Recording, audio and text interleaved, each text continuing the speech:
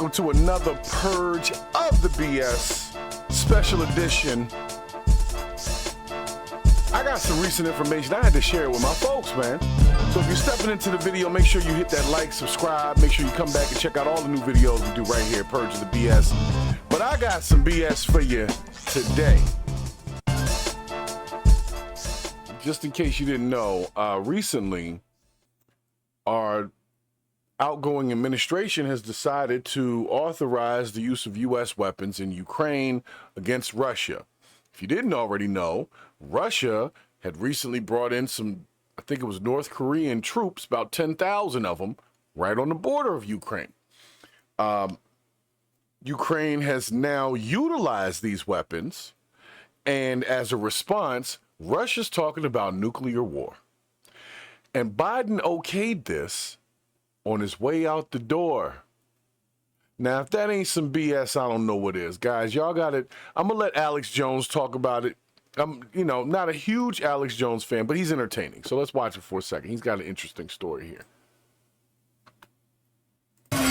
NATO made an agreement in the fall of the Soviet Union in 1991 under George Herbert Walker Bush and the Secretary General of NATO to not move 1 inch eastward towards Russia if Russia turned loose of its former Russian Federation and Soviet Empire. They made the deal with Mikhail Gorbachev, and they made the deal with Yeltsin and his deputy, Vladimir Putin. Then, you can pull the maps up. Since then, NATO has added more than 10 countries, moved right up to the border with Russia, triggered the civil war ongoing in the last decade or plus in Ukraine as the proxy shadow hybrid war. In the last almost 3 years, since 3 Februaries ago, it has escalated into full continental war. True. And on the threat escalation ladder, heavier weapons, advisors, NATO troops. Then the Russians bring in North Korean troops. Then the West brings nuclear-capable missiles up to the border of Russia that you would use in a sneak attack, where in just 10, 15 seconds, depending on the target, 30 seconds is further away, you can launch it and destroy the Russian missile fields, their strategic nuclear bombers, their cruise missile launchers, in a sneak attack for a preemptive nuclear war that, since Obama got into office, has been the default position the United States reserves the right to strike with nuclear weapons first. Russia did not have that policy, officially changed it in the last 2 months, and officially announced it today. You hear that? Russia announced today, we reserve the right to use nuclear weapons whenever we feel like it. Meaning, of course, they have them. And 2, they intend to use them. And the reason why is because we just incited some BS. Why they couldn't not... There hasn't been a strike going on. They've been standing there. North Korean troops have been there. Ukraine folks have been there. But they haven't been shooting at each other for a second. So Biden says, go ahead and shoot some rockets over there. And this is right before he's getting ready to leave office. The American people voted for no wars. We don't want none of that. We voted to not send money to Ukraine and keep funding that situation over there. So why would you tell them to start shooting stuff at Russia? That sounds like sabotage to me. What do they call it? Burning burning, like if I can't have it, nobody can kind of thing. Like, let's just destroy this thing on the way out. Anyway, let's let Alex in his raspy self finish. That Russia reserves the right to use nuclear weapons first if a large conventional aerospace, meaning missile and aircraft attack,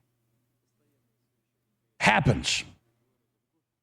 Putin said that 2 months ago. He said it again a month ago. Now he said it today. And now that is happening right now. Yeah. You see Putin right there. Now we'll go to some of the footage of the Russian military base and depot, munition stockpile, being blown up today. Russia says 6 U.S.-made ATACMS were launched into the country. U.S.-made? They claim to have shot down 5 of the 6. 1 hit the base. And there is the giant mushroom cloud that resulted from that explosion. Now, here's the thing. You do realize, anybody that watches this video later, you do realize that indirectly the U.S. just shot at Russia. The U.S. put the missiles over there, then told them when to use them. I mean, maybe they didn't shoot them from the U.S., but that's about as close as it gets.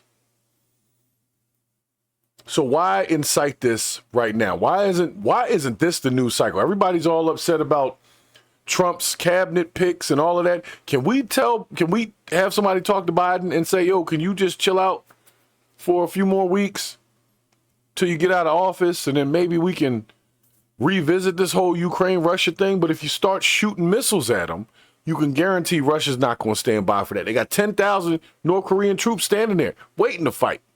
But some of them know karate and stuff.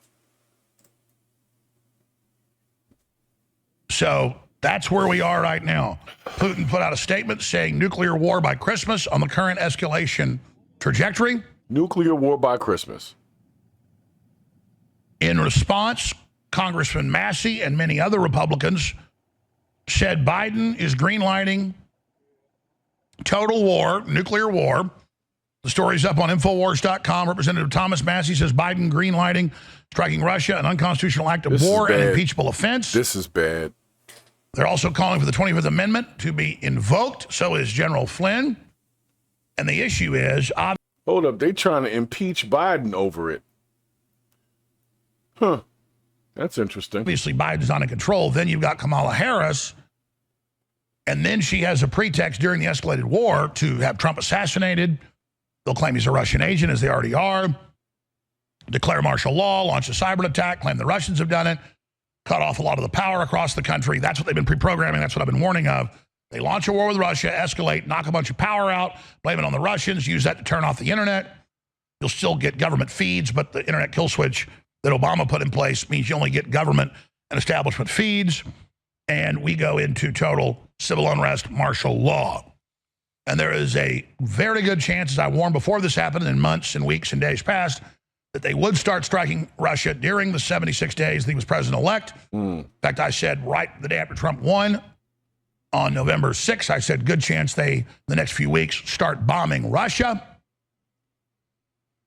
And then that will be used as an excuse to launch cyber attacks inside the U.S., blame Russia, claim Trump is a Putin ally because he doesn't want World War III, kill Trump and Vance or have them arrested. Sounds about right. Remove Biden, install Kamala Harris, and now it's all happening. I'm here to tell you, brother, Donald Trump's going to save this country and nothing's going to... All right, sorry. Let me get Alex off the screen here before I get too out of the way here. So I just want to make sure I put it out there, guys. The existing administration has decided to start a war indirectly right as we're supposed to be transferring power between parties, meaning that Donald Trump is going to have to immediately address a war situation. Biden is greenlighting shooting missiles.